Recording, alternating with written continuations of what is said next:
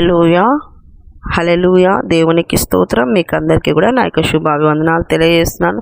ప్రియ దేవుని సంగమ, అనుదిన ఆత్మీయ ఆహారముగా ఈరోజు దేవుని యొక్క వాక్యము ఫిలిప్పీయులకు రాసిన పత్రిక 2వ అధ్యాయము 16వ వాక్యము. అట్టి జనము మధ్యను మీరు జీవవాక్యమును చేత పట్టుకొని లోకమందు జ్యోతుల వలె కనబడుచున్నారు. హల్లెలూయా. దేవునికి స్తోత్రం. విశ్వాసులుగా, క్రైస్తవులుగా, యేసయ్యను నమ్మిన పిల్లలుగా మరి ఎక్కడో స్పేస్లో ఉండేది లేదు, ఎక్కడో వేరే ప్రాంతంలోకి వెళ్ళేది అనేది లేదు. ఎటువంటి జనం మధ్యనే ఉంటున్నారు అని అంటే, ఎటువంటి జనాల మధ్యనే ఉండాల్సిన ఉంది అంటే, మరి 14వ వచనం చూసినట్లయితే ఫిలిప్పీ 2:14లో మీరు మూర్ఖమైన వక్రజనము మధ్యలోనే ఉన్నారు. మూర్ఖమైన వక్రజనం మధ్యలోనే ఉండాలి, లోకంలోనే ఉండాలి. అయితే పేతురు గారు కూడా ఒక మాట చెప్తారు అపోస్తుల కార్యంలో 2వ అధ్యాయము 40వ వచనంలో, మీరు మూర్ఖులకు ఈ తరం వారికి వేరై రక్షణ పొందుడని వారిని హెచ్చరించెను.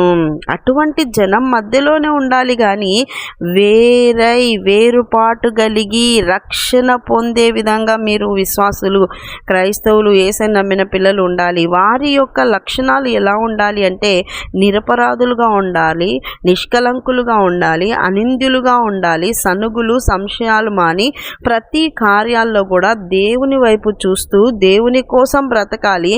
లోకమందు ఎలా ఉండాలంట? జ్యోతుల వలె. నువ్వు జ్యోతి వలె వెలగాలి అంటే నీ చేతిలో జీవవాక్యము చేతబట్టుకోవాలి.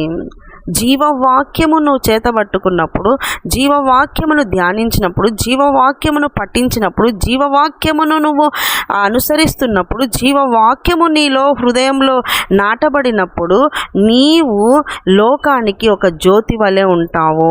నువ్వు లోకానికి జ్యోతి వలె ఉండాలి అంటే మొదట నీ చేత జీవవాక్యము పట్టుకునేటువంటి బిడ్డగా ఉండాలి. ఆ జీవవాక్యము అంతరంగంలోకి చేరి వాక్యపు క్రియలు నీ బ్రతుకులో కనబడినప్పుడు, ఆ వాక్యపు క్రియలు నీ యొక్క మాటలు, చూపుల, ప్రవర్తనలో కనబడినప్పుడు ఇతరులకు నువ్వు వెలిగించే బిడ్డగా ఉంటావు, ఇతరులను నడిపించే బిడ్డగా ఉంటావు. నువ్వు ఒక జ్యోతివి కనుక, నువ్వు వెలుగుతున్నావు కనుక నీ వెలుగులో నువ్వు చీకటి కలిగిన వాళ్ళ జీవితాలు వెలుగుగా మారతాయి.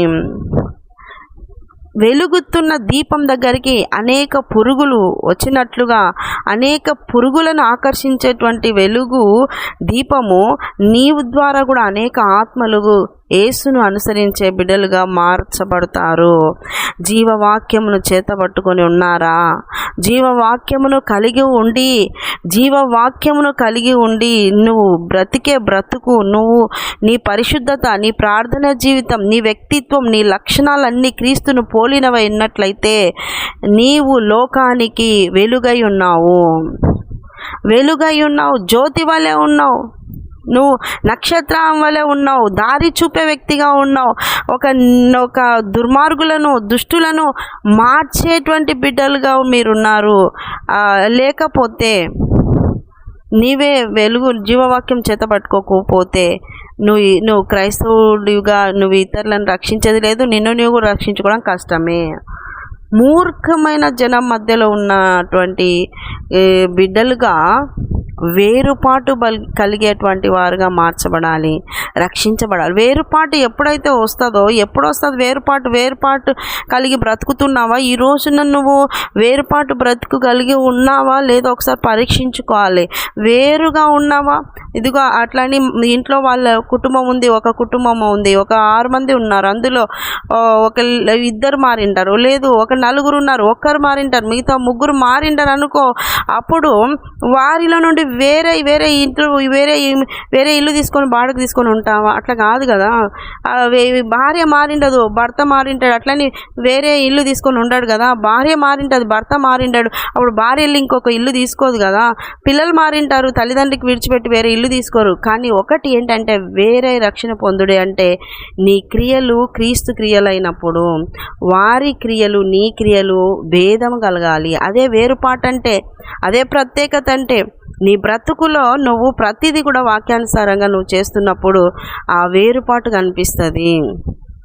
నీ మాట కానీ, నీ చూపు కానీ, నీ ప్రవర్తన కానీ, నీ ప్రతిదీ పరిశుద్ధత కానీ నీవన్నీ క్రీస్తుని పోలి ఉండాలి. లోక సంబంధమైన ఆచార వ్యవహారాలు, రోజులు చూడడం, మంచి రోజులు, చెడ్డ రోజులు, మాసాలు, దినాలు, ఇవన్నీ కూడా నీ ఇంట్లో వాళ్ళే చేస్తున్నా నీవు వేరుపాటై ఉన్నప్పుడు, నువ్వు క్రీస్తుని నమ్మిన బిడగా వేరుపాటైతే నువ్వు చెయ్యవు, అనుసరించవు, అంగీకరించవు, ఒప్పుకోవు. అదే వేరుపాటండి. ఇది బైబిల్లో ఉంది, నేను చెయ్యను అని ఎటువంటి వాళ్ళనైనా ఎదిరించి నిలబడేటువంటిదే వేరుపాటు. ఒకటే ఇంట్లోనే వేరై బ్రతకడం చాలా కష్టం, చాలా మాటలతో, నిందలతో, అవమానాలతో, పెద్ద భక్తురాలివి మీరే ఇట్లున్నారు, అందరు చేస్తలేరా, అందరు పెట్టుకుంటలేరా, అందరూ ఇలాగ లేరా, మీరేం పెద్ద ప్రత్యేకము అంటే ఈ ప్రత్యేకత కొరకే పోరాటం ఉంటుంది, అనిపించుకోవడం ఉంటుంది, అనేక అవమానాలు కూడా పడాల్సినది ఉంటుంది. కానీ ఒకటే దేవుని వాక్యం సెలవిస్తుంది, మూర్ఖ జనానికి వేరే రక్షణ పొందిన ప్రతి క్రైస్తవుడు జీవవాక్యమును చేతపట్టుకునే బిడ్డగా ఉండాలి. జీవవాక్యమును చేతపట్టుకొని ధైర్యంగా పోరాడుతూ మరి జ్యోతి వలె అనేక మందికి ఒక మార్గము చూపేటువంటి జ్యోతి, వెలుగుగా నువ్వు మార్చబడతావు. అట్టి కృప మీకు అందరికీ కలుగును గాక. చిన్న పోరాటాలు వస్తేనే వెనుదిరిగిపోయే ఆ పిరికితనం వదిలేయండి. ఆ పిరికితనం వదిలేసి అయ్యో వీళ్ళు వదిలిపెట్టిపోతారేమో, వాళ్ళు వదిలిపెట్టిపోతారేమో, పోన్లే వాళ్ళు చెప్పినారు కదా చేద్దాంలే, అటువంటి దానికి రాకుండా, కాంప్రమైజ్ కాకుండా ఏం కాదులే ఒక్కసారే కదా, ఇటువంటివన్నీ అంతరంగంలో నిన్ను ట్రాక్ తప్పి నీకు వచ్చినప్పుడు నువ్వు గ్రహించు.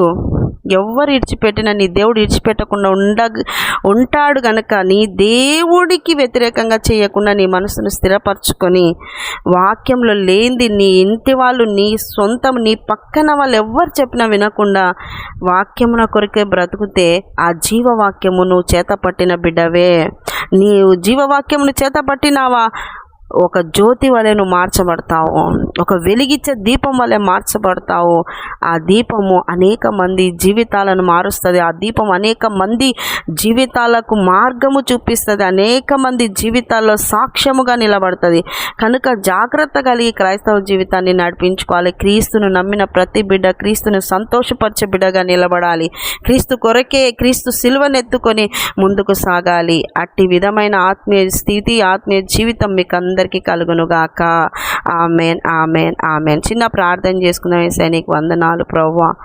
వాక్యం విన్నాక విడిచిపెట్టకుండా క్రియల్లో, ఆచరణలో పెట్టడానికి వారు పడుతున్న ప్రయాస, పోరాటంలో మీరు సహాయం చేసి వారిని వాక్య ప్రకారంగా స్థిరపరిచి లోకానికి జ్యోతుల వలె, సాక్షుల వలె నిలబెట్టమని సహాయం దయచేయమని యేసు పరిశుద్ధ నామములో అడుగుతున్నాం మా తండ్రి. Amen, amen, amen.